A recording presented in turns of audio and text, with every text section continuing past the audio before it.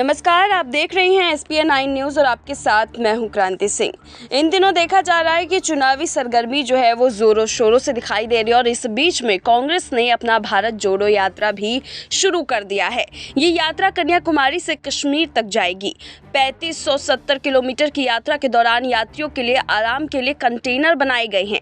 वे 150 दिनों तक किसी कंटेनर में रहेंगे। बीजेपी ने राहुल गांधी के कंटेनर के अत्याधुनिक सुविधाओं को लेकर सवाल उठाए हैं, जिसको लेकर कांग्रेस नेता कन्हैया कुमार ने भारतीय जनता पार्टी और प्रधानमंत्री नरेंद्र मोदी पर निशाना साधा। कुमार ने कहा कि जिस तरह से डीजल से कंटेनर चल रहा है उस पर बीजेपी बात क्यों नहीं करती।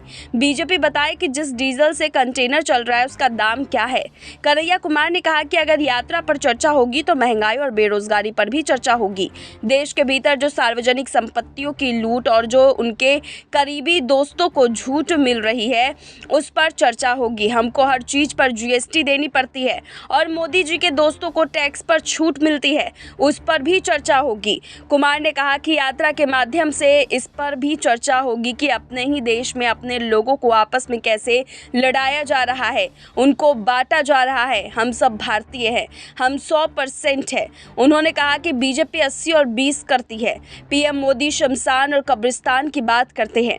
कांग्रेस नेता ने कहा कि इसी बहाने ही सही कम से कम देश की जनता को पता चलेगा कि उनके हक और अधिकार के लिए हम लोग सड़कों पर हैं। उन्होंने कहा कि भारत जोड़ो का मतलब है कि भाषा, ग्रंथों, पुराणों, परंपराओं और संस्कृतियों समेत भारत की पूरी विविधता को एकता के बंधन में पिरोना।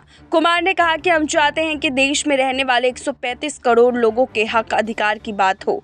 बता दें कि कांग्रेस की भारत जोड़ो यात्रा के पहले दिन कांग्रेस नेता कन्हैया कुमार ने बीजेपी पर जमकर निशाना साधा था।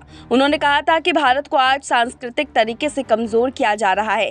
अमीर और गरीब के बीच खाई बढ़ रही है।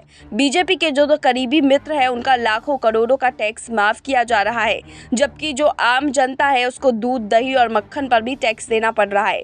बीजेपी ने हिंदुस्तान की अर्थव्यवस्था की कमर तोड़ दी है। इस तरीके से कन्हैया कुमार जो है अपने तेवर दिखाते हुए नजर आए और वही बीजेपी के अंदर उनके बयान के बाद से हड़कंप देखा जा रहा है। आप लोग को क्या लगता है कि कन्हैया कुमार का इस तरीके से बागी होना क्या सही है और क्या यही वजह है कि इस वक्त बीजेपी उनके भारत जोड़ो यात्रा से डर गई है, जिसके बाद लगातार उन पर आरोप प्रत्यारोप लगा रही है और जिसका करारा जवाब जो है वो कन्हैया कुमार और तमाम कांग्रेस नेता जो है वो देते हुए नजर आ रहे हैं। आप लोग के क्या तर्क है उनके इस बयान के बाद, आप हमें कमेंट सेक्शन में ज़रूर बताइएगा। फिलहाल ऐसी तमाम अपडेट्स के लिए देखते रहिए SPN 9 न्यूज़।